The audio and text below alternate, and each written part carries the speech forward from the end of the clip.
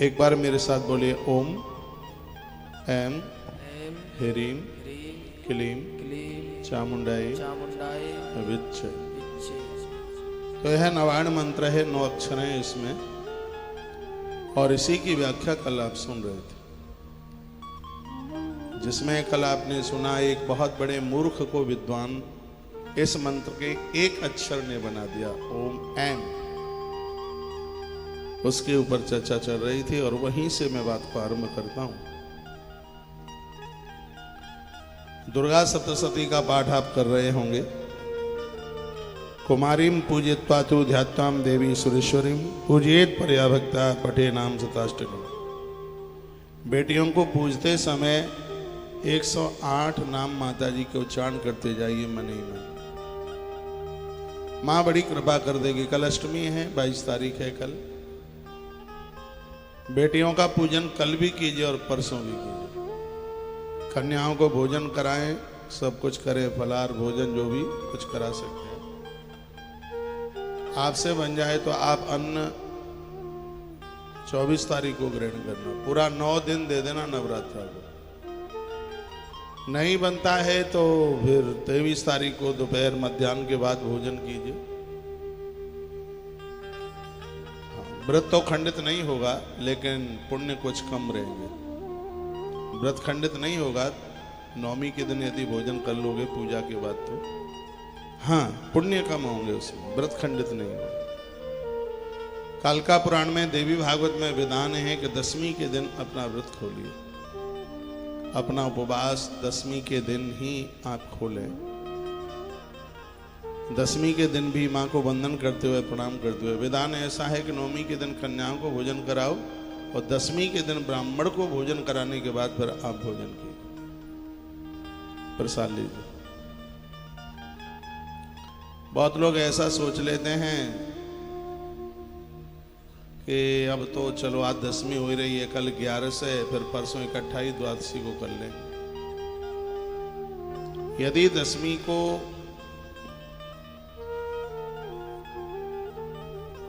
आप अन्न खा लेते हैं तो एकादशी का पुण्य आपका कम नहीं होता, पूरा ही रहता है। तो 10वीं को प्रसाद एक बार ले लें, एकादशी को व्रत करें, फिर द्वादशी को प्रसाद ले लीजिए।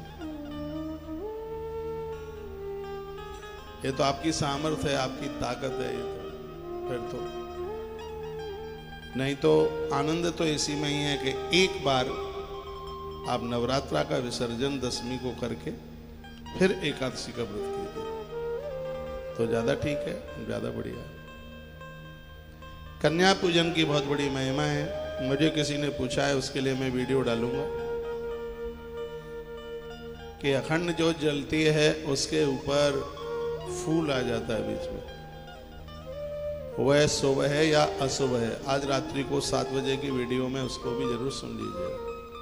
सब बातें हमारे ग्रंथ में। फूल उल्टा चढ़ा दिया, सीधा चढ़ा दिया, पानी में टपकता हुआ चढ़ा दिया, जिसके ऊपर कीड़े लगे हैं वो चढ़ा दिया, उस सब का वर्णन है, कोई भी बात छोड़ी नहीं। अपने सनातन धर्म का कर्मकांड बहुत मजबूत है। तो ऑफिस से मुझे मैसेज आया है कि लोग पूछ रहे हैं, महाराज जी यदि जलते ही ज्योत के ऊपर फूल पड़ जावे उसको कैसे उतारा जाए। नहीं उतारेंगे तो बत्ती बुझ जाएगी, उतारें तो उसे कैसे उतारें। और उसके ऊपर फूल आ गया है तो क्या ज्योत सही मानी जाएगी। अब 1 बजे की कथा के बाद मैं वीडियो रिकॉर्ड कराता हूँ मोबाइल पर। रात्रि को आप 8 बजे वीडियो आपके मोबाइल में पहुँच जाएगी, उसको आप जरूर सुन लीजिएगा। आज सप्तमी का दिन बड़ा दूर है। सप्तमी, अष्टमी और नवमी, ये 3 दिन देवता एक आसन पर बैठ गए थे। सप्तमी को आराधना करी, शुरुआत अष्टमी की रात में मां प्रकट हो गई और नवमी के दिन महिषासुर को मार डाला। इसलिए 7, 8 और नवमी नवरात्रा में बहुत ज्यादा विशेष मानी जाती है। आज का दिन बहुत विशेष है, निरोगता मिलती है, आरोग्यता मिलती है। यहां तक कि सप्तमी का व्रत करने से लोग काल को जीत लेते हैं। लखनलाल सप्तमी का व्रत बहुत करे, इसलिए तो मेघनाथ को धराशायी कर दिया। सप्तमी देवसी नारद जी ने लक्ष्मण को बताया था मेघनाथ को हटाने के लिए तो लखनलाल की प्राकटता हुई है। कुल मिलाकर के मैं ये कहूँ कि आज का दिन बहुत शुभ है, बहुत बढ़िया। और वैसे भी आज शनिवार पड़ गया इसलिए और ज़्यादा ठीक है। देवी के 3 दिन प्रमुख हैं, मंगलवार, शनिवार और शुक्रवार। कल मैंने आपको बोला है मंगलवार को माता आपको भवन, मकान, जायदाद सब कुछ दे देती है। शुक्रवार को आपको संपदा देगी, शनिवार को आपको निरोगता देगी। शनिवार नवरात्रा में पड़ता है तो उसको बड़ा शुभ माना गया। एक तो नारी के बांझपन को खत्म कर देता है यह व्रत, वंश वृद्धि करता है और आरोग्यता प्रदानित करता है। कथा सुनाने में बड़ा मन लगता है, बहुत आनंद होता है। मैं तो भगवान को बड़ा धन्यवाद करता हूँ, प्रभु तुम्हारी बड़ी कृपा है, हर रोज एक नया सा कुछ बोलने का सौभाग्य प्राप्त होता है। तस् सिद्ध भवे देवी सर्वैश्वर भरैरपि, सभी देवताओं में श्रेष्ठ माँ है, राजा नाम दास्ताम यान्ति। जो माँ का वंदन पूजन करेगा राजा भी उसके अधीन हो जाएगा। इतना बड़ा प्रभाव है। आप मेरी बहुत बातें मानते हैं, मैं प्रार्थना पूर्वक निवेदन करना चाहूँगा, आप सबके घर में माँ की पूजा है। और वैसे भी कहा जाता है कि मंदिर अधूरा है यदि उसमें पंचदेव उपासना नहीं है। तो पंचदेव उपासना में गणपति, माँ दुर्गा, दुर्गा मैया भी वो जो शेर पर बैठी हुई है, और भगवान शालिग्राम 3 हो गए, महादेव 4 और सूर्य भगवान 5। इसे कहते हैं पंचदेव उपासना, जिसका बहुत बड़ा प्रभाव है अपने आप में। तो भवेद सदा धार्यते पुरारी, जो माँ को वंदन पूजन करते हैं, पुरारी भगवान शिव उनको हृदय में धारण कर लेते हैं, महादेव उनके ऊपर अति प्रसन्न होते हैं। तो भगवान की कृपा से शारदीय नवरात्रा है, आनंद हो रहा है। जिन्होंने कभी व्रत नहीं किया, मेरे निवेदन पर वो 2023 में व्रत कर रहे हैं। मुझे बताते हैं कि हमने तो अपनी जिंदगी में कभी व्रत किया ही नहीं है, लेकिन बड़ा मन लग रहा है। थोड़ा मखाने की खीर खा लेते हैं। मखाने की खीर खाने से भूख नहीं लगती। व्रत में बार बार पेट कुछ खाने के लिए नहीं मांगेगा। मखाना जानते हैं, मखाना उसकी खीर बनती है। मखाने की खीर खाने से, बेर की गुठलियां खाने से तो लोग इससे भूख जीत लेते हैं। और सबसे आनंद की बात यह है कि कमजोरी का एहसास नहीं होता। अभी मैं दिल्ली में एक दिन कार्यक्रम मैंने किया, मैंने कहा 1 मुट्ठी रात्रि को आप मूंगफली के दाने भिंगा दीजिए और सुबह मिक्सी में केले के साथ उसको बिल्कुल पेय टाइप का बना करके फिर उसको एक कटोरी भर ले लीजिए। 24 घंटे आपको फलियार की जरूरत नहीं पड़ेगी, कुछ भी खाने की जरूरत नहीं पड़ेगी। आप अपने पेट को भरा हुआ सा मानेंगे। मैंने अपनी लाइफ में, जीवन में बहुत अनुष्ठान किए हैं, इसलिए इस सब चीज़ों को मैंने आजमा रखा है। ये सिर्फ लिखी लिखाई बात नहीं मैं बोल रहा हूँ, इसका मैंने बहुत प्रयोग किया है। रोटियों को जीतना कलयुग में बड़ा मुश्किल है। ये पेय आप लेते हैं, केला और मूंगफली का दाना। ऋतुकाल में नारी के लिए बहुत ज्यादा फायदा है, उसे कमजोरी का एहसास ना हो। केला उसके लिए हमारे ग्रंथों में बताया है। केले के साथ जब आप वो मूंगफली डाल देते हैं भींगी हुई, तो केला थोड़ा वेट सा बढ़ा देता है, तो उसका वो प्रभाव खत्म हो जाता है। उस मूंगफली भुनी हुई नहीं, कच्ची मूंगफली रात्रि को पानी में डालिए और सुबह 1 मुट्ठी ज्यादा न लें, 1 केले के साथ मिला लें। आप ज्यादा जरूरत हो, ज्यादा ही खाते पीते हैं तो 2 केला ले लीजिए। डायबिटीज का यदि कोई मरीज है तो 1 ही लेना, क्योंकि केले में मिठासता है ना, इसलिए। तो सशोक एव कस्मात्म दुर्मना एव लक्ष्य से, शोक रहित वह लोग हो जाते हैं जो नित्य माँ को वंदन करते हैं, पूजन करते हैं। कोई एक ऐसी स्तुति ढूंढ लीजिए दुर्गा सप्तशती में से, जिसे रोज आप उच्चारण करते रहें, माँ की याददाश्त बनी रहे, माँ को याद करते रहे। देव्या गणेश तेस्तत्र कृतम युद्धम महासुरई। मैया आपके दुश्मनों से लड़ने के लिए अपने गणों को भेज देगी। एक बार उसको अपना करके देखिए, जब माँ की कृपा हो जाए तो सगरे देवताओं की कृपा हो जाएगी।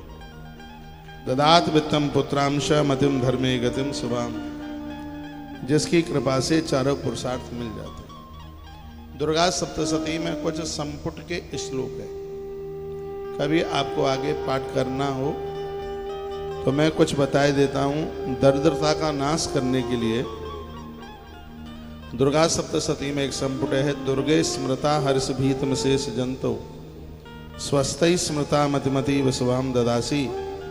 दारिद्र दुख, कैसे आगे, दारिद्र दुख भय हारण त्वदन्या सर्वोपकार करणाय सदार्थ चित्ता। घोर गरीबी का नाश कर देगा, यह श्लोक दुर्गा सप्तशती में।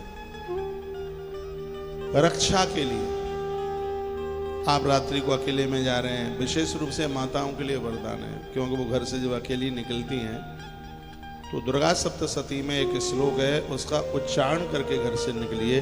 सूलेन पाए नो देवी, सूलेन पाए नो देवी, पाए खड़गेन चांबिके, घंटा सुनेन न पाई चाप जानी स्वनेन च। ये जितना भी नारी वर्ग मातृशक्ति बेटियां मुझे सुन पा रही हैं, ये समझ लो कि नारायण का चक्र तुम्हारे साथ चल रहा है। घर से निकले आप, अकेले दुकेले कैसे भी निकलते हैं, दिल्ली से बाहर निकलने से पहले सूलेन पाए नो देवी, पाए खड़गेन चांबिके, घंटा सुनेन न पाई चाप जानी स्वनेन च। ये कवच है बिल्कुल रक्षा, बहुत ज्यादा प्रभावशाली श्लोक है, मंत्र है। एक कटोरी में जल भरिए, घर में कोई परेशानी में, हार्ट का मरीज है, दिक्कत हो रही है, माँ परम्बा उसकी रक्षा करेगी। पूरा दुर्गा कवच आप नहीं पढ़ पाते हैं तो दुर्गा सप्तशती का यह श्लोक एक कटोरी में गंगा जल भर के और 11 बार इस श्लोक का उच्चारण करके, नेत्र बंद करके, शुचिता और पवित्रता के साथ ये उच्चारण करके उस समय धूप जला लें, दिया जला लें, आसन पर बैठें। आनंद की बात यह है कि माताएं चर्म का आसन स्वीकार नहीं कर सकती, लेकिन कुशा का आसन स्वीकार कर सकती। उसमें शुचिता, शुद्धता, पवित्रता हो। चर्म कहते हैं बागंबर है, मृग की छाल का है, वह नहीं बताया। और आचार्य जी कैसे हैं? ये हमारे मधुसूदन शास्त्री जी हैं, ये गौशाला से आए हैं। गुरुकुल में उनका बहुत बड़ा योगदान है। ये सब बच्चों को हैंडल किए हुए। इधर आओ, मुंह देखते रहेंगे तुम्हारा, यहाँ जाओ। बड़े विद्वान हैं, काशी में पढ़े हुए।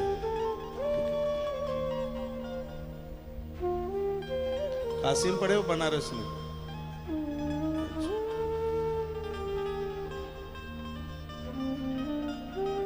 ये श्रद्धा है, ये बनारस नहीं कहते कभी काशी। मैंने अभी पूछा कि काशी में पढ़े हो कि बनारस में? इनको पता है कि दोनों नाम एक ही है, फिर भी इन्होंने यही कहा है कि काशी में। काशी हमारी वेदोक्त भाषा में, पौराणिक भाषा में तो उसका नाम काशी ही है। आप प्रयाग को इलाहाबाद मत बोला कर, उसको प्रयाग ही बोला कर। वो प्रयाग ही है,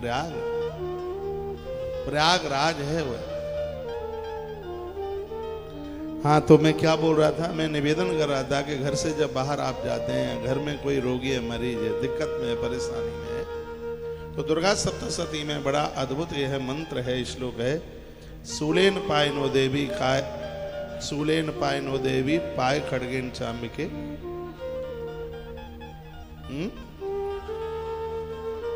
घंटा सुनेन ना पाई चाप जानी स्वनेन। बहुत अद्भुत है,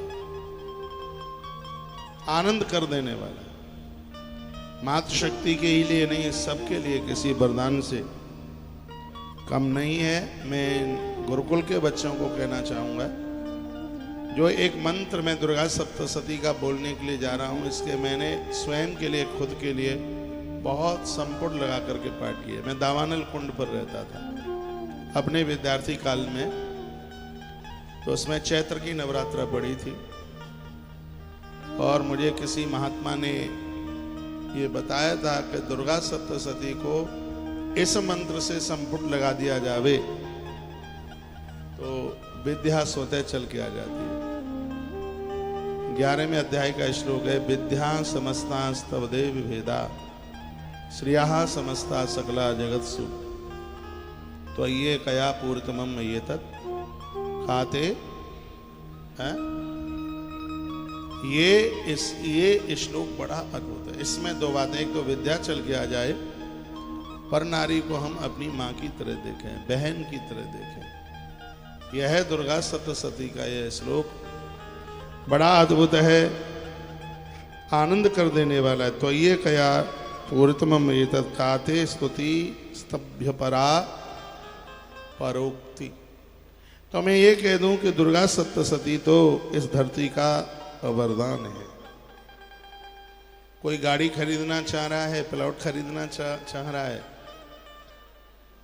और वो व्यवस्था हो नहीं पा रही है, प्लॉट बन गया है, मकान बनाना चाह रहा है, लेकिन उसमें कोई व्यवधान आ रहा है, कोई दिक्कत, कोई परेशानी आ रही है, तो उसके लिए भी दुर्गा सप्तशती में संपुट के लिए एक समाधान है।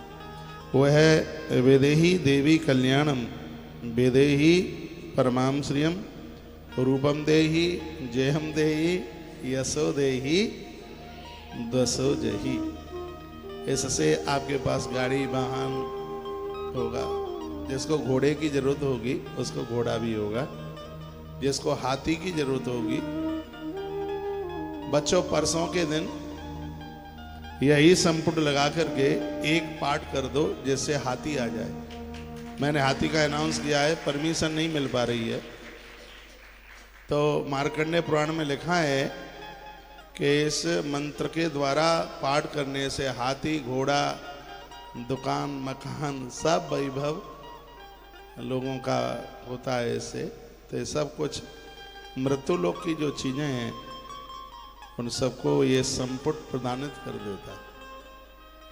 तो एक बार फिर मेरे साथ बोल लीजिए, विदेही देवी कल्याणम विदेही परमाम श्रियम रूपम देही जयम देही यशो देही दसो जही। ये बहुत अद्भुत है, बहुत ज्यादा ही विशेष है। और किसी से गलती हो गई, अनजान में शराब पी ली है, उसे जुआ खेला है, मांस मीट खाई है, जो स्त्री पराये पुरुष का गलती से संबंध कर बैठी, जो पुरुष पराई नारी से संबंध कर बैठे, इसके पाप के लिए प्रायश्चित मार्कंडेय पुराण में। और उसके लिए भी एक अद्भुत मंत्र है, श्लोक है, जिसका संपुट लगा करके 9 दिन पाठ किया जाए, पर डे एक एक पाठ, तो स्त्री पुरुष इस अपराध से बच जाएंगे। ऐसा तो होता नहीं है कि कुकर्म करें और बाद में फिर ये पाठ कर लें, नहीं, अनजान में गलती हुई है उसके लिए प्रायश्चित है। जो जानबूझ करके गलती करते हैं उनके लिए तो यमराज के हंटर हैं, 100 मारेगा 1 गिनेगा। तो इस गलती के प्रायश्चित के लिए बड़ा अद्भुत मंत्र है, नतेभ्यः सर्वदा भक्त्या चंडिके दुर्तापहे रूपम देहि जयम देहि यशो देहि दसो देहि। नतेभ्यः सर्वदा भक्त्या चंडिके दुर्तापहे रूपम देहि जयम देहि यशो देहि दसो देहि। किसी भी प्रकार की कोई गलती हुई, और मैं आग्रह पूर्वक निवेदन करूंगा, गलतियां हुई होंगी, नवरात्रा में पर डे 9 पाठ माता जी को सुनाइए। नवरात्रा निकल रही है, हर अष्टमी को एक पाठ सुनाइए, कल से ही शुरू करें। संस्कृत आती है तो संस्कृत में, हिंदी आती है तो हर अध्याय के ऊपर इस श्लोक का संपुट लगाएं। नतेभ्यः सर्वदा भक्त्या चंडिके दुर्तापहे रूपम देहि जयम देहि। कमाल। मेरी बात, मेरी आवाज आपके पास तक आ रही होगी। ये मैं आपको बताना चाहता हूं कि दुर्गा सप्तशती में सब समाधान। माता रानी को प्रसन्न करने के लिए दुर्गा सप्तशती से बढ़कर के कोई ग्रंथ ही नहीं है, ये समझ लो। सर्वोच्च सबके ऊपर दुर्गा सप्तशती। दुर्गा सप्तशती के कई अर्थ हैं। एक तो इसमें 700 श्लोक हैं, इसलिए इसका नाम दुर्गा सप्तशती है। एक इसको पढ़ने वाला सतमार्ग पर चलता है, इसलिए इसका नाम दुर्गा सप्तशती है। और एक 100 पाठ करने पर ये दुर्गा सप्तशती सिद्ध हो जाती है, इसलिए इसका नाम दुर्गा सप्तशती है। और एक सप्ताह के 7 दिन इसका पाठ करो, इसलिए दुर्गा सप्तशती है। इसके कई अर्थ हैं इसमें।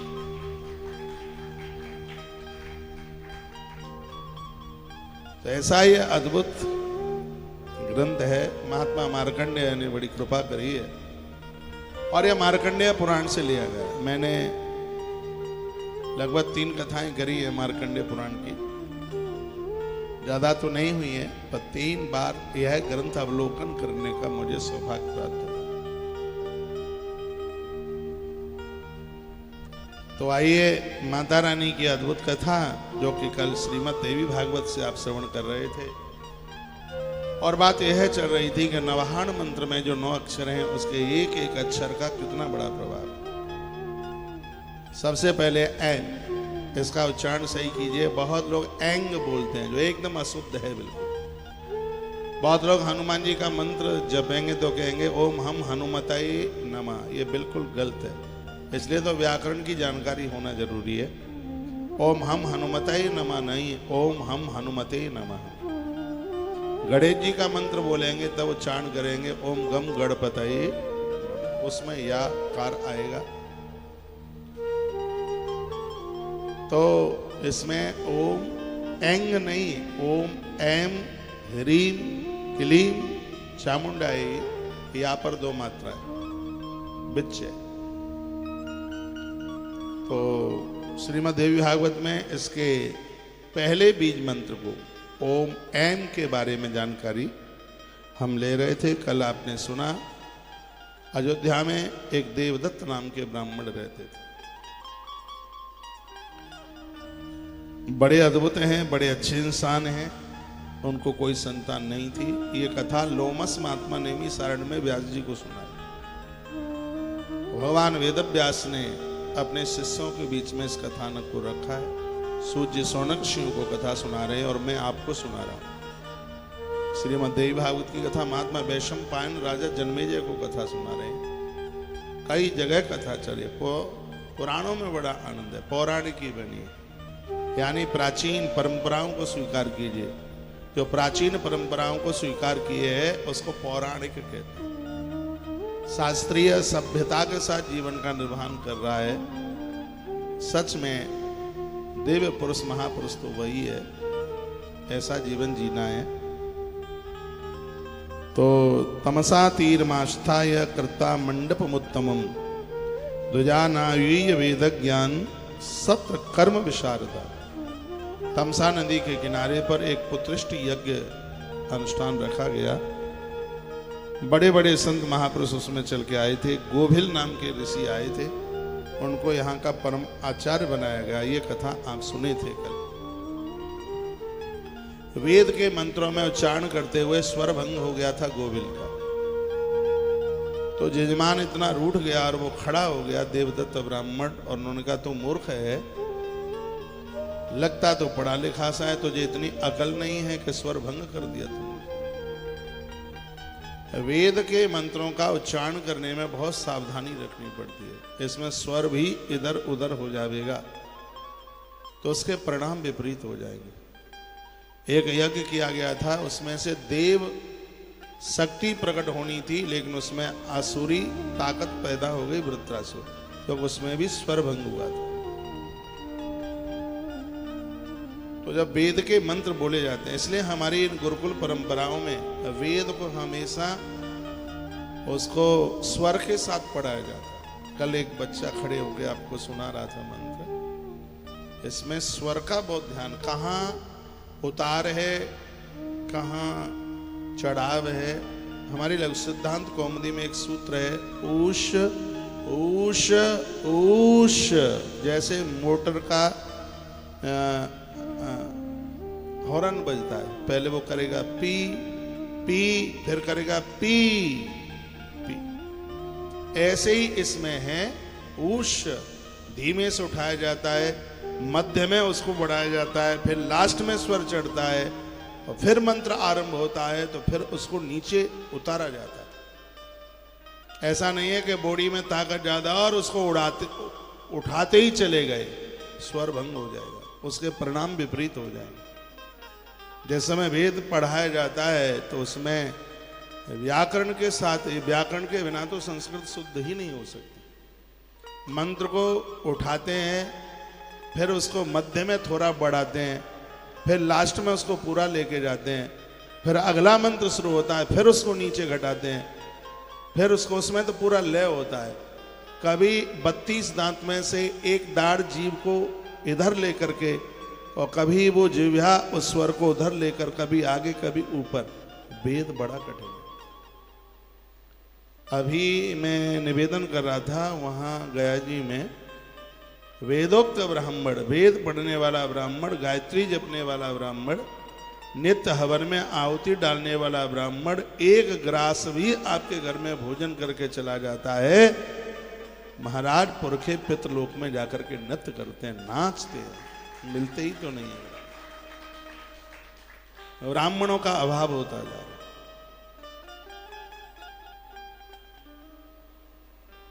कल की कथा बड़ी अद्भुत थी। इन बच्चों को, मेरे पास से कुछ बच्चे आज सुबह बैठे थे, मैंने कहा कल की कथा सुनी तुमने?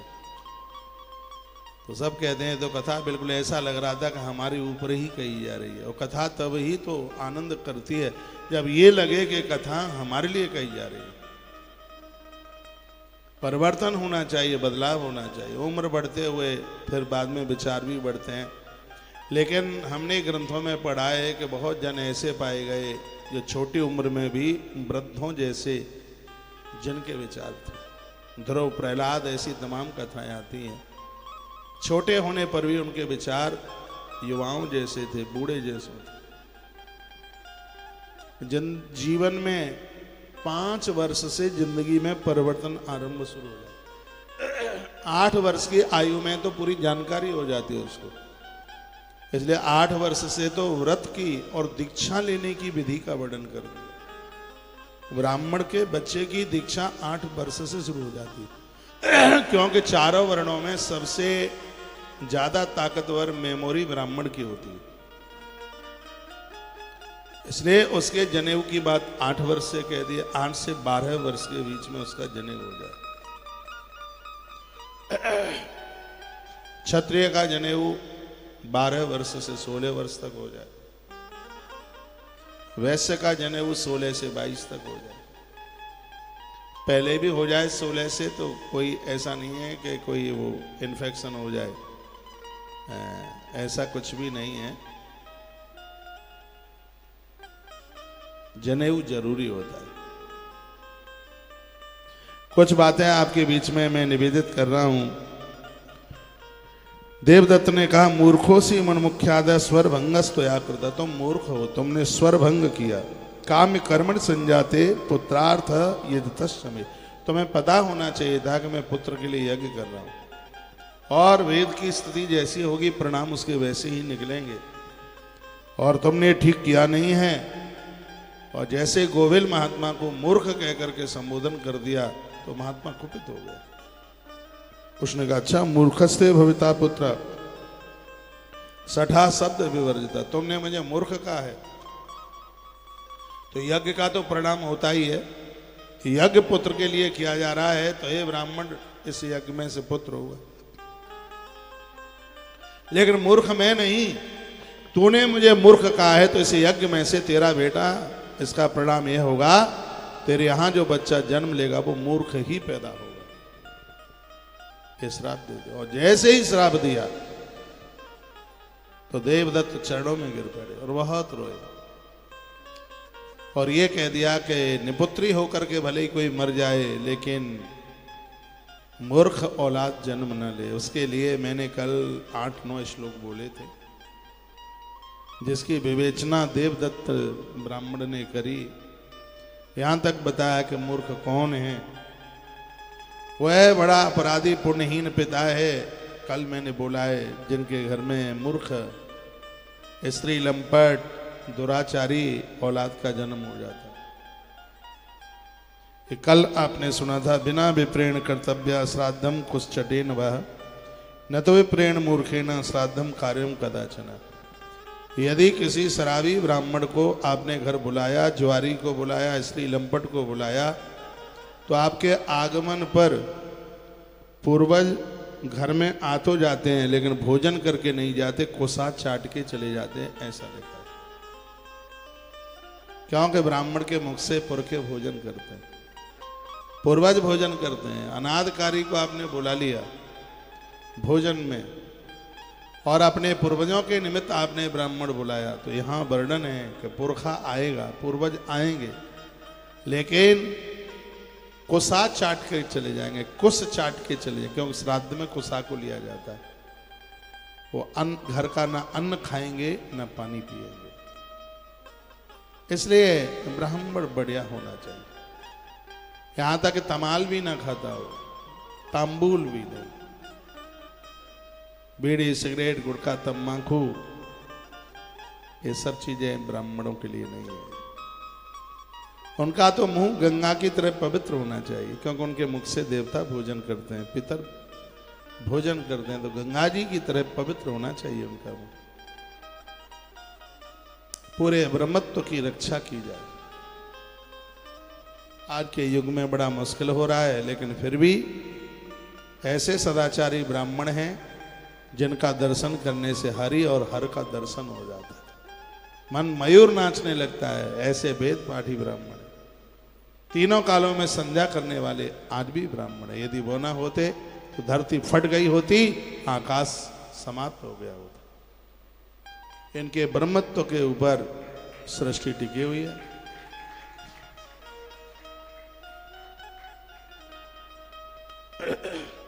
वो भाई साहब कहाँ हैं जिनकी कोहनी में पट्टी बंधी है? हाथ उठाएं। ठीक है, वो हाथ। बोलो बांके बिहारी लाल की, श्री हनुमान जी महाराज जय हो।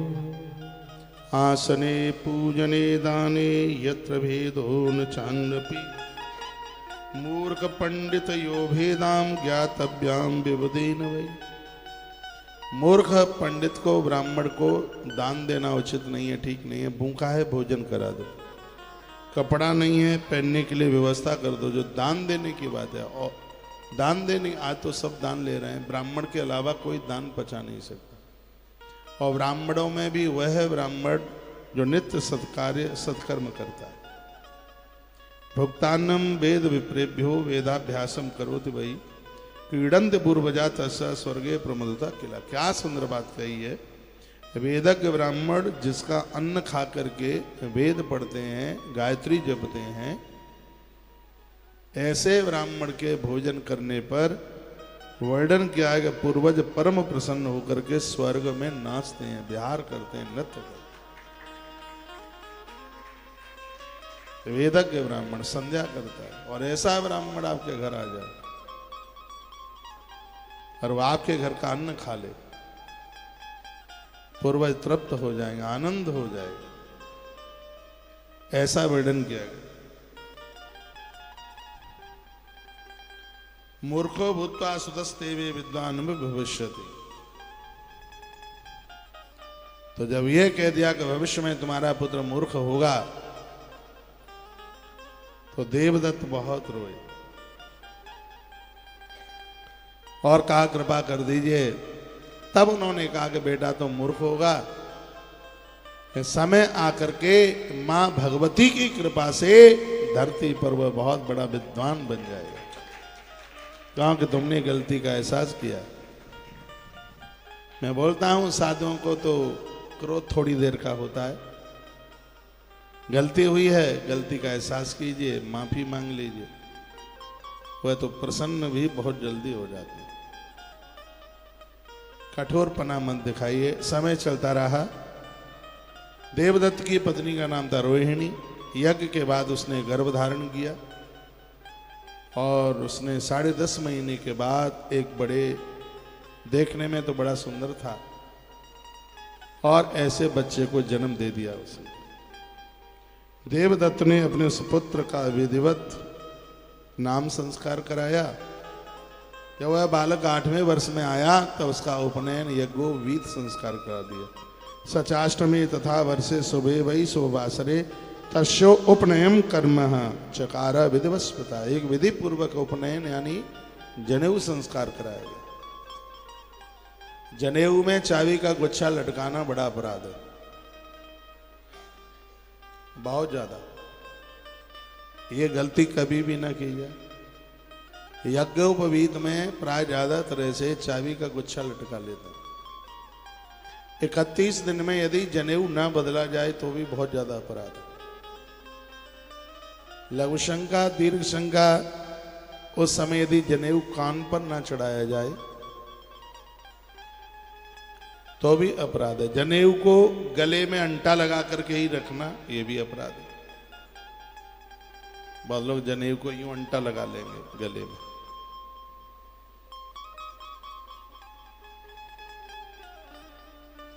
गायत्री पुरुष शरण में एक किताब है, बड़ी अद्भुत है, उसका नाम ही है गायत्री पुरुष शरण, और उसी में से मैं कुछ बातें बोल रहा हूं जिसमें इसके बारे में बहुत कुछ कहा है। यज्ञोपवीत बताते हैं कि ध्वज का एक नया जन्म होता है जिस समय उसका जनेऊ होता है,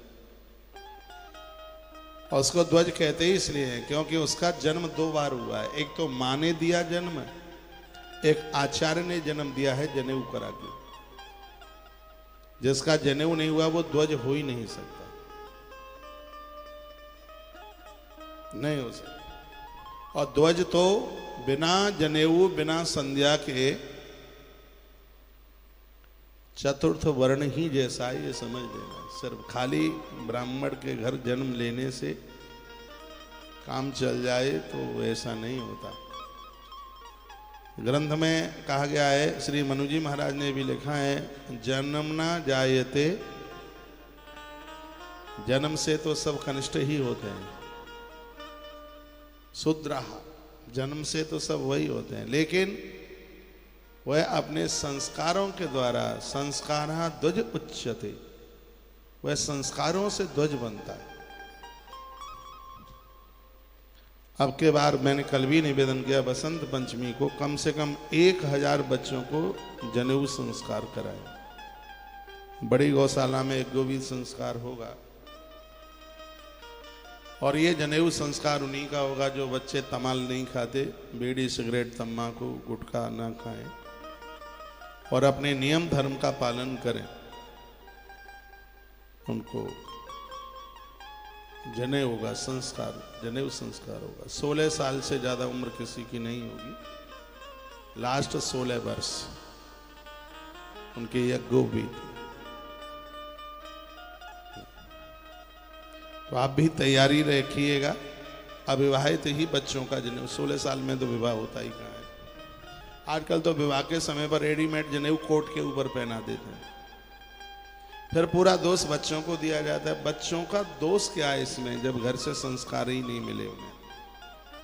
ये तो वही सीख जाएंगे, इन्हें जो आप सिखा देंगे ये वही सीखेंगे। आइए 2 पंक्तियां मैं भगवान के, माता रानी के चरणों में समर्पित करता हुआ और बहुत अद्भुत कथा में लेके जा रहा हूं आपको कि इस नवाड़ मंत्र में एम शब्द का अपने आप में कितना बड़ा प्रभाव है। एक पहली सूचना मैं आपको ये दे दूं, जो 56 भोग का कार्यक्रम आज का था, तारीख कल की मिली है। चंद्रावली मैया ब्रजमंडल की अधिष्ठात्री देवी है, भारी भीड़ वहाँ लगती है। तो ये मेरा भी मन था अष्टमी का, लेकिन हमने सप्तमी इसलिए रख दी थी क्योंकि उन्होंने पहले अष्टमी के लिए मना कर दिया था, बोले अष्टमी को। मेरा मन तो अष्टमी का ही था, लेकिन माँ की इतनी बड़ी कृपा हो गई है, जो हमारे मन में था वही हो रहा था। कल अष्टमी है, रात भर हवन यज्ञ चलेगा, दिन में मैया जी का भोग लगेगा। 56 भोग अद्भुत माँ का, बड़ी श्रद्धा है माँ के प्रति, और सब माँ की कृपा से हो रहा है। जो यहाँ पहुँचेंगे आप जरूर चलिएगा। तो वहाँ भोग लगाएंगे, माँ का दर्शन करेंगे। बड़ा अद्भुत स्थान, बहुत विशेष है। यहाँ ब्रज में माँ को बहुत माना जाता है। एक मैया नरी सेमरी है, उधर है, हाईवे पर पड़ता है मन, बहुत विशेष है नरी सेमरी। अगली बार चलेंगे वहाँ। ब्रज यात्रा में निकलते तब नरी सेमरी माँ का दर्शन करते हैं, भारी भीड़ होती है। ब्रज 84 कोस यात्रा में हमारी तस्वीरें आपने जरूर देखी होंगी, जिसके दरबार में खड़े होकर के हमने घंटों घंटों मृदंग बजाया, वो वही दरबार है माँ का, नरी सेमरी मैया। बहुत खानदानियों की तो वो कुल देवी है। जिस माता चंद्रावली की मैं बात कर रहा हूं, ये माँ घोर संकटों को मिटा देती है। कितनी भी बड़ी आपदा विपत्ति चल के आई है, और सबको माँ स्वर दो भाई, मैया सबको समाप्त कर देती है। और पहली बार सौभाग्य मिल रहा है कि माँ के चरणों में कल 56 भोग लगेगा। जितने भी देश विदेश तक आप सुन पा रहे हैं और आपको लोड नहीं पड़ता है, तो इतनी सी छोटी सी सहयोग राशि है। 56 भोग में लाखों रुपया खर्च हो जाते हैं। 500 रुपये का सहयोग आपसे मांगा गया है। दीदी बैठे, इससे ज़्यादा भी कर सकते हैं और इससे कम भी कर सकते हैं।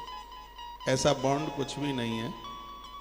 कम है तो कम कीजिए, ज़्यादा है तो ज़्यादा कीजिए और मेरे लिए ताली भी बजाइए, क्योंकि आपको अपने घर पर ही बैठे माँ के दरबार में सेवा करने का मौका मिल रहा है। तुमने तो नाम भी नहीं सुना होगा। यहाँ से ऐसा अद्भुत कार्य हो रहा है, ये माँ की कृपा के बिना संभव नहीं है। तो एक तो ये सूचना मुझे आपको देनी थी, और एक दूसरी सूचना ये, कल दिन का पाठ, रात्रि का हवन, परसों का भंडारा, 24 तारीख का भंडारा, सब प्रोग्राम 2100 रुपये का बस सहयोग। तो उसमें आप न चूकिएगा। आश्रम के सभी नंबर चालू हैं, नामांकन नंबर ले लीजिएगा उसका और अपना नाम लिखा दीजिए। ये सौभाग्य की बात है, ये भगवान की कृपा है, ये भगवत कृपा के बिना ये बिल्कुल नहीं हो सकता।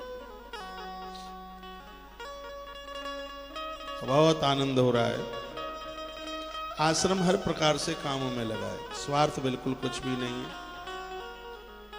मैं देसी दवाई बनाने की व्यवस्था में लगा हूं, कुछ वैद्य लोग भी, उनका भी सहयोग लिया जा रहा है। कल एक श्री वैद्य जी पधारे थे, बड़ी अच्छी अच्छी डिग्रियां वो रखे थे। हम दवाई बना रहे हैं, छत पर सब सामान सुखाया जा रहा है। जहाँ जिस पोर्शन में मैं रुका हूँ, क्विंटलों दवाई, जड़ी बूटियां वो छत पर भरी हुई है। मैंने उन्हें दिखाया ले जा करके ऊपर। मैंने कहा पहली बार तो मेरी तरफ पोर्शन में किसी को आने को अनुमति नहीं है, और आप आए हो। और वो बड़े खुश हो रहे थे जब उन्होंने वो पूरा का पूरा छत भरी हुई है, क्विंटलों दवाई, देसी दवाई। अभी 4 लाख रुपए की जड़ी बूटियां मंगाई थी। व्यासपीठ से जो बोला जा रहा है वो बिल्कुल सही है, उसमें गलत नहीं है बिल्कुल। 1 रुपए का भी तो अभी तो किसी से सहयोग लिया नहीं है, आश्रम से भी नहीं लिया है। इकट्ठा कर करके और यह सेवा कार्य को बढ़ाया जा रहा है। आज से एम्बुलेंस सेवा को और ताकत दी जा रही है। ये आप देख रहे हैं, ये तस्वीरें टीवी में आप देख लीजिए, थोड़ा पीछे बैठा करो, टीवी में दिख जाए। 365 दिन इस गाड़ी के लिए अलग से ड्राइवर की व्यवस्था कर दी है। डॉक्टर साहब हमारे बहुत अच्छे MBBS हैं, आसाम के हैं, नौकरी छोड़ के आ गए 2011 में। जादू है उनके हाथ में। गांवों में लोग नहीं करा सकते उतना ट्रीटमेंट, बीमारी के द्वारा जान छूट जाती है। और ये व्यवस्था की गई है कि गांवों में भी यदि बोतल की जरूरत है तो बोतल लगाई जाएगी। और यह सुनकर के आपको इतनी खुशी होगी, आश्रम पहली बार टीवी का ट्रीटमेंट करने के लिए जा रहा है। भले ही पेशेंट के ऊपर कितना भी रुपया खर्च हो जाए, 9 महीने का इलाज है, पूरा का पूरा चेकअप की व्यवस्था। और पूरी दवाई, पूरी 9 महीने की दवाई। ये इलाज तो बड़ा कठिन है, सुबह खाली पेट इसमें दवाई ली जाती है और बड़ा महंगा इलाज है। लेकिन जिस काम के लिए निकल पड़े हैं, सस्ता महंगा क्या मायना रखता है। हुनर है हमारे डॉक्टर के हाथ में। यदि गांवों में ऐसे पेशेंट हैं, लोग मर जाते हैं, दवाई नहीं करा पाते। मैं गांव का जन्मा हूं, मुझे मालूम है, पता है कि ग्रामीण अंचल की क्या पोजीशन होती है। उसकी फसल साल में आती है, ओला पड़ जाता है, जानवर खा जाते हैं, वो पूरा पूरा साल कैसे पार करता है, ये मुझसे ज़्यादा किसको पता होगा। इसलिए क्योंकि मैं किसान का बेटा हूँ, मैं ग्रामीण अंचल से आता हूँ, मैंने गाँवों का वातावरण देखा है। फिर भी किसान इतना संतुष्ट है, भगवान के भरोसे इतना महंगा बीज खेत में डाल के आ जाता है। शहर के लोग इतना विश्वास कभी भी नहीं कर पाएंगे जितना कि वो ईश्वर के ऊपर विश्वास करता है। अभी उसने ना फसल देखी ना कुछ देखा, 250 रुपए किलो का बीज ऐसी आंख बंद करके धरती में फेंक के आ जाता, ईश्वर के भरोसे। तो ये सेवा पहले से सब चल रही है, हॉस्पिटल चलता है आश्रम में, लेकिन गांव-गांव जाकर के टीके लगाना और गांव-गांव जाकर के यदि कोई टीबी का मरीज है तो उसका आश्रम इलाज करेगा पूरा 9 महीने तक उस पेशेंट का, और उसको ठीक करेगा। डायबिटीज की नापने की सब मशीनें हैं। यदि गांवों में डायबिटीज के भी कोई मरीज हैं, यहाँ भी चक्कर सड़क पर गाड़ी लगाती है, तो उसके लिए हम देसी औषधि दे रहे हैं। टीबी के रोग के लिए एलोपैथिक दवाई सबसे जबरदस्त काम कर रही है। फेफड़ों का पानी सुखाने में एलोपैथिक दवाई बड़ा कामयाब है, वो जल्दी अपना काट कर रही है। ये तो सब मैं पढ़ता रहता हूं तो जानकारी है। हाँ, देसी दवाई है, देर में असर करेगी, लेकिन ये एक ऐसी बीमारी है कि इसमें देरी नहीं होनी चाहिए। इसको तो जल्दी जितना कवर किया जाए उतना ज्यादा बढ़िया है। अभी गाड़ी निकलने वाली है, एम्बुलेंस गाड़ी, और गांव-गांव में इसका जाना आश्रम का सौभाग्य है। आप लोग सब खड़े हैं इसलिए सब हो रहा है। एक मरीज को घर में इलाज कराना मुश्किल है। ये आप टीवी पर आप देख रहे हैं, ये सब ईश्वरीय कृपा के बिना नहीं हो सकता, ये आदमी के बस का काम नहीं है। और इसके लिए हमने 1 महीने में 1.5 से 2 लाख रुपए की व्यवस्था रखी है। इससे ज्यादा हो नहीं पाएगा क्योंकि आश्रम की और भी सेवाएं बहुत हैं।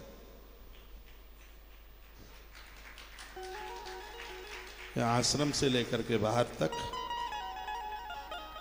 इतनी इसकी व्यवस्था रखी। ये तस्वीरें आप देख रहे हैं, पुरानी तस्वीरें नहीं है, आज की है। ये पूरा का पूरा मेडिकल स्टोर मेरे वाले पोर्शन में बना है। इसका गलत यूज ना हो, क्योंकि महंगी दवाइयां हैं, इसका यूज गलत ना हो। हम सेवा के पर्पज से चलें और हमें पता ही नहीं लगे और ये दवाई बाजार में बिक जाए, इसलिए इसको पूरा हमने अपने पोर्शन में और मुकुंद के हैंड ओवर कर दिया है। उसके जिम्मेवार बच्चा है बालक अभिषेक, इसको देसी दवाई, कहाँ बैठा है ये, इस बच्चे को, बहुत मेहनती है ये। मैंने इसको बड़े नुस्खे बता रखे हैं देसी दवाई के। हमारे बच्चे बड़े कारगर हैं। दवाई को सुखाना, कूटना, पीसना, पैकिंग करना, ये बहुत बड़ा काम है। नहीं तो ये पैसा तो बहुतों पर है, सब कर ले, लेकिन टीम चाहिए इन कामों के लिए। बिना आदमी के काम नहीं होते हैं। ये तो 5-7 साल में बता देंगे कि क्या क्या काम किए हैं, धरातल पर पूरी खुशबू फैला रहे हैं।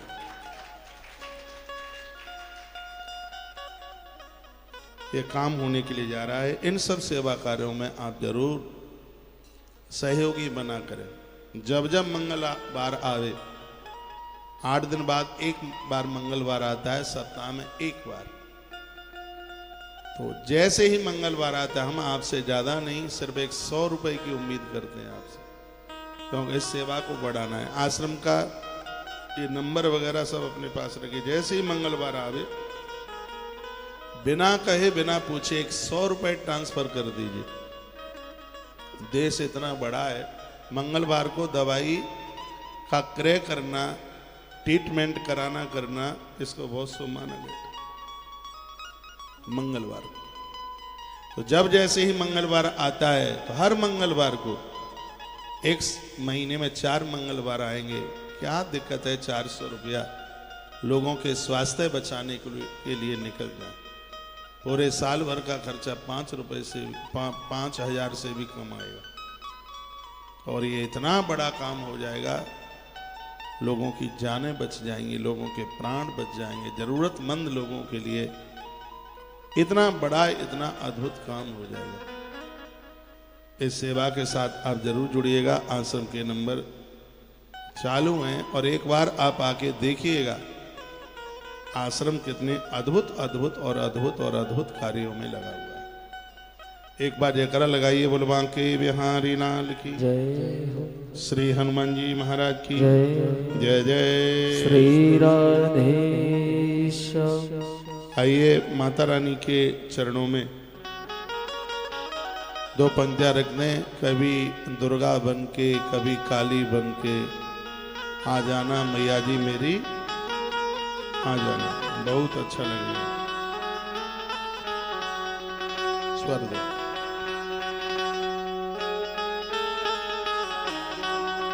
कभी दुर्गा बन के, कभी काली बन के चले आना मैया जी, चले आना।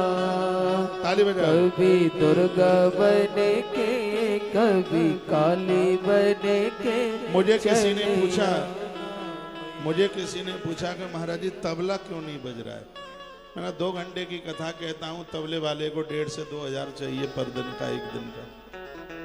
और उसके लिए तो बजाने की कहीं कोई कमी नहीं है और मुझे ये लगता है कि इसके लिए कार्यक्रमों का अभाव है, तो जरूर हम उसको यहाँ बैठा लेते। हमने कहा ये 1,500 रुपया एक दिन का कहीं न कहीं किसी काम में आ जाएगा।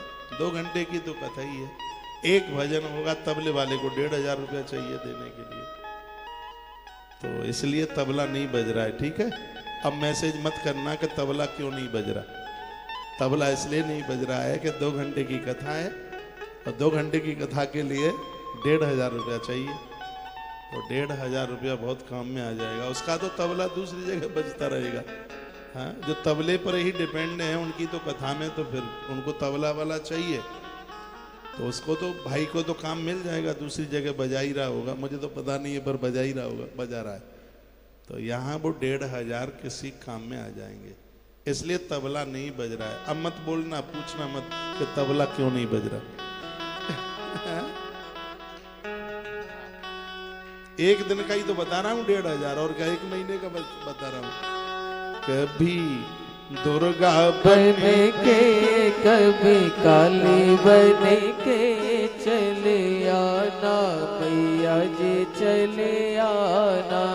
ओहो, कभी दुर्गा बन के, कभी काली बन के चले आना मैया जी, चले आना।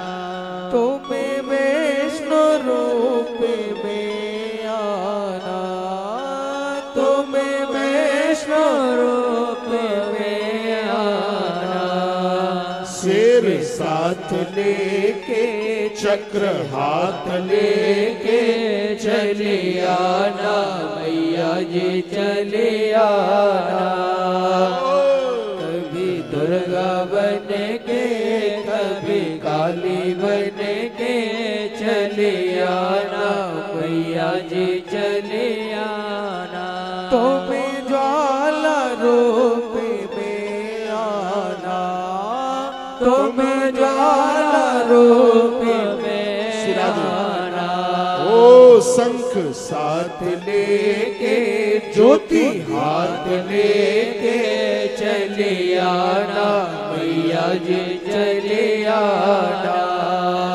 कभी दुर्गा बन के, कभी काली बन के चले आना मैया जी चले आना। तुम शक्ति रूप में आना, तुम शक्ति रूप में आना। और धार करके नैया पार करके चले आना मैया जी चले आना। कभी दुर्गा बन के कभी काली बन के चले आना मैया जी चले आना।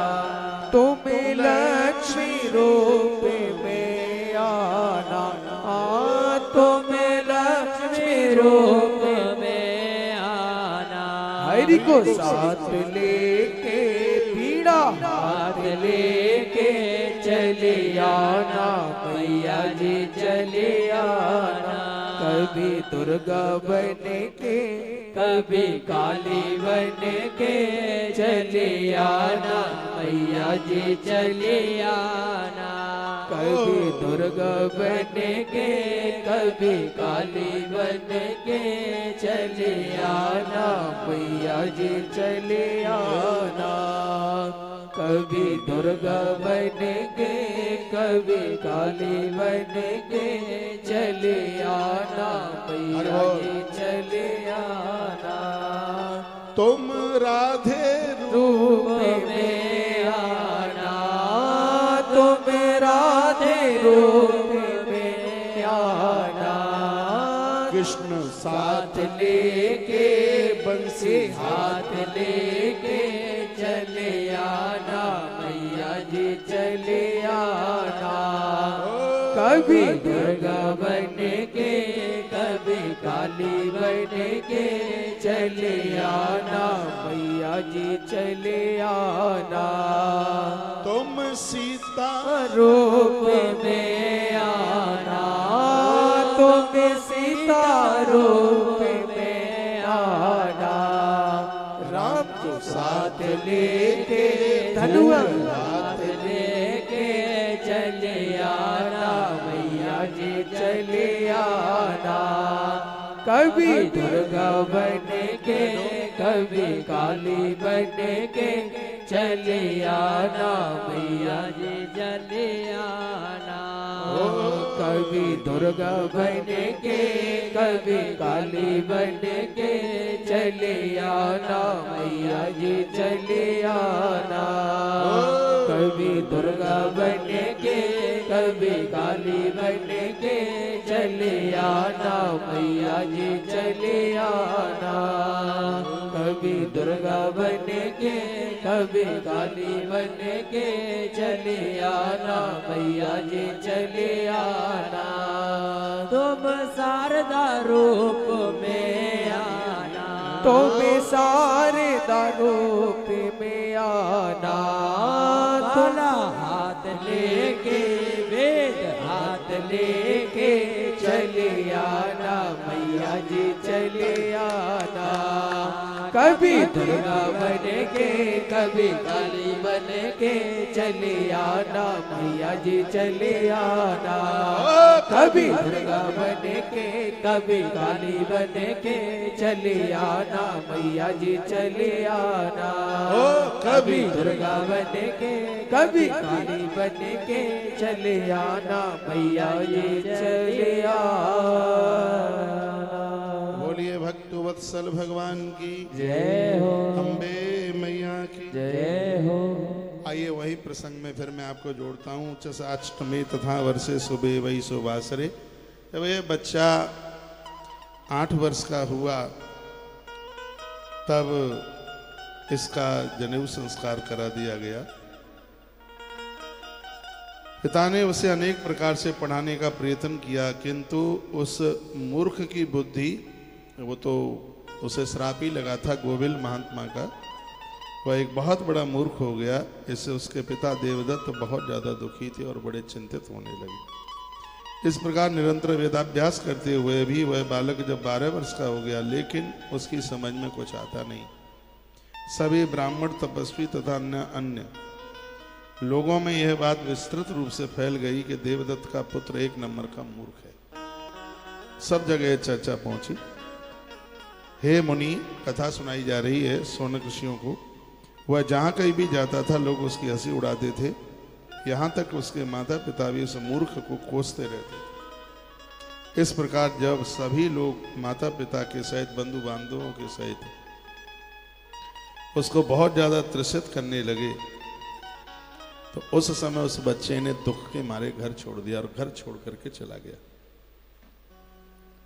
देवदत्त का वह बालक जिसको अकल नाम की कोई चीज ही नहीं थी, आज घर छोड़ करके वह चला गया। महात्मा लोमस कहते हैं, हे जमदग्नि, नाम उसका उतथ्य रखा था। उतथ्य नाम रखा था। वेद अध्ययन, जप, ध्यान तथा देवताओं की आराधना आदि कुछ भी नहीं जानता था। वह ब्राह्मण आसन पर प्राणायाम प्रत्याहार भी नहीं जानता था। आसन पर बैठे बैठे बाथरूम कर ले, पास में ही थूक ले, लघु शंका दीर्घ शंका, कहाँ जाना है, कितनी दूर जाना है, नहाना है, खाना पीना, ये कुछ भी उसको बिल्कुल पता नहीं था। शुद्धि नाम की कोई चीज थी नहीं। शौच, स्नान, आचमन, ये सब का उसको बिल्कुल भी ज्ञान नहीं था। वह ब्राह्मण अग्निहोत्र इत्यादि, तो ये तो बहुत बड़ी बातें हो गई हैं।